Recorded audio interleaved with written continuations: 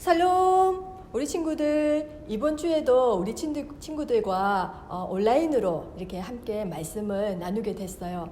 비록 몸은 떨어져 있지만 우리 마음은 늘 항상 같이 한다는 생각을 가지고 또 말씀을 듣고 말씀을 따르면서 실천하면서 이번 한 주간도 우리 다시 만날 때까지 건강하고 씩씩하게 지냈으면 좋겠어요.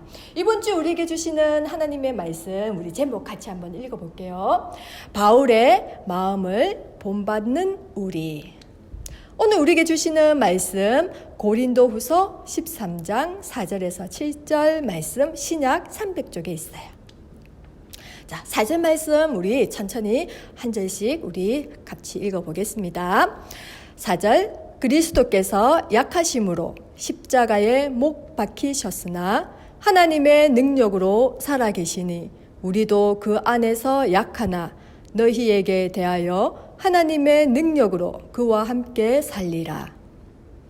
너희는 믿음 안에 있는가? 너희 자신을 시험하고 너희 자신을 확증하라. 예수 그리스도께서 너희 안에 계신 줄을 너희가 스스로 알지 못하느냐?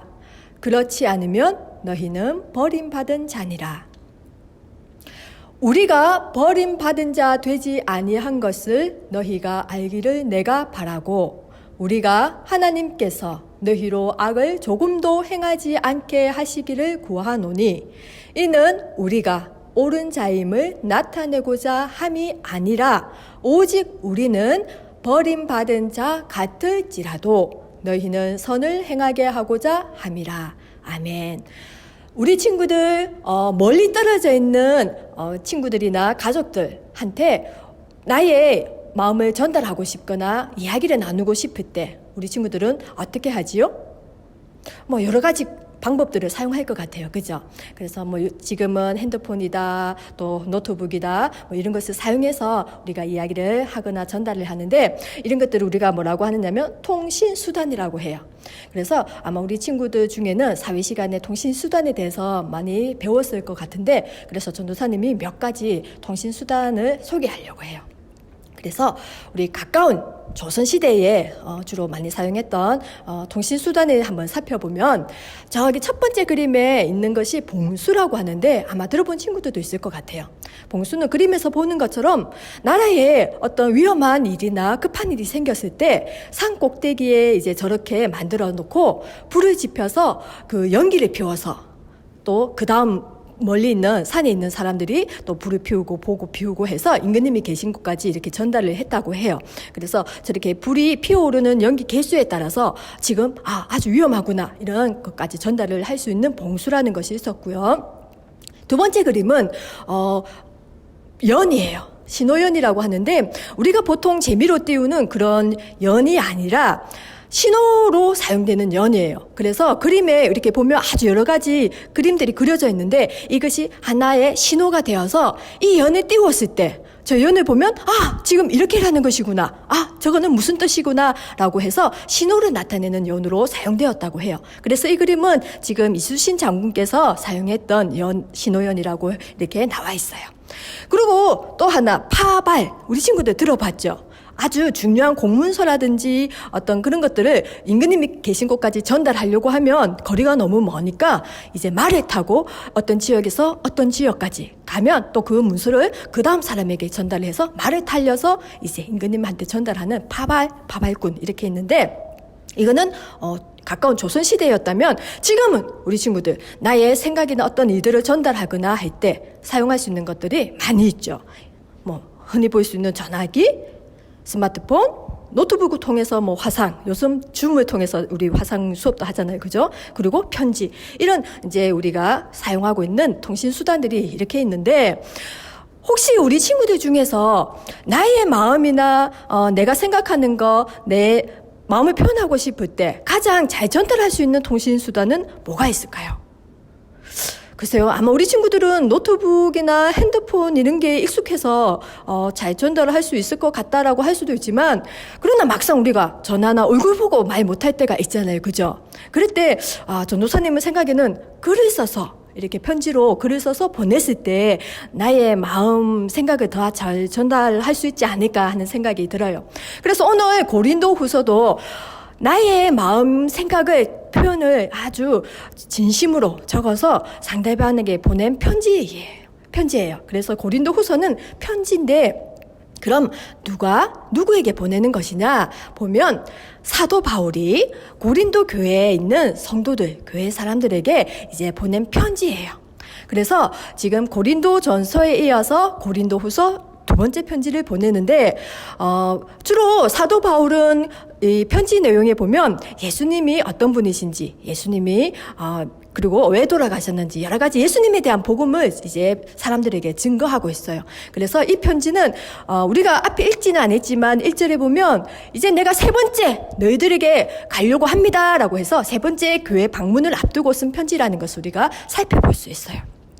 그래서 아까도 이야기했지만 편지는 내가 얼굴을 보지 않고 내 마음을 글로서 잘 표현하는 그런 것이기 때문에 오늘 고린도 후서에도 보면 고린도 성도들에게 바울이 자신이 하고 싶었던 말 그리고 권유한다든지 또 하고 싶었던 그런 말들에 대해서 아주 자세하게 쓰고 있어요. 그러면 어떤 내용을 썼는지 우리가 한번 살펴보려고 해요.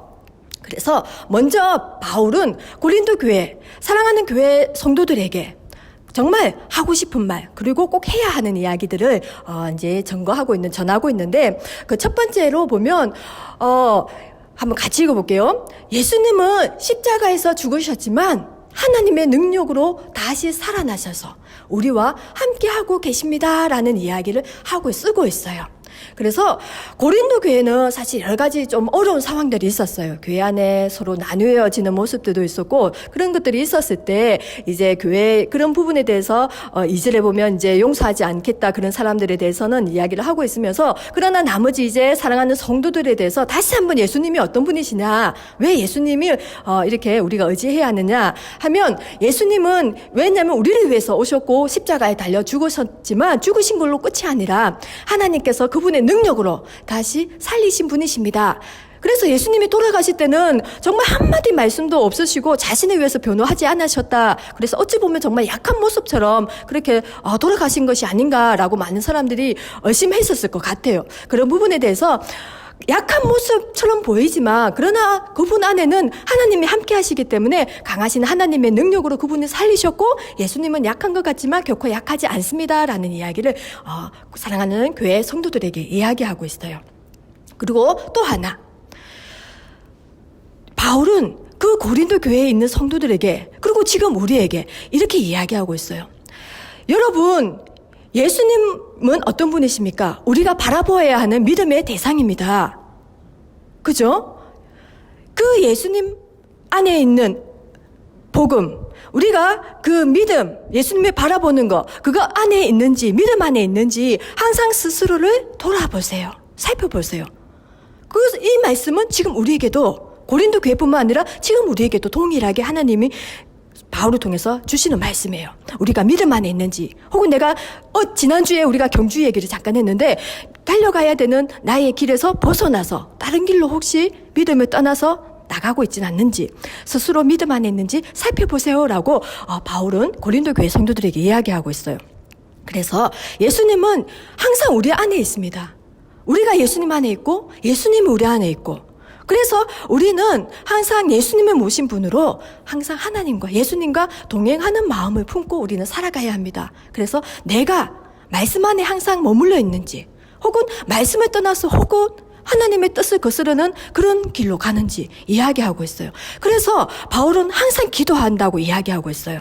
우리를 위해서 사랑하는 교회 성도들을 위해서 무엇을 위해서 기도한다고 했을까요? 이제 금방 얘기했듯이 믿음 안에 있지 않고 다른 길로 예수님을 벗어나서 죄를 짓고 악을 짓는 그 길로 가지 않게 해달라고 항상 함께 기도한다라고 이야기하고 있어요. 하나님께. 그래서 하나님의 뜻을 거스르는 악을 짓지 않게 해주세요. 악이란 무엇입니까? 죄란 무엇입니까? 여러 가지 모양들로 나타나지만 그 중심에는 하나님의 뜻을 거스르는 것. 하나님이 기뻐하는 것을 하지 않는 것. 바로 그것이 악의 중심이에요.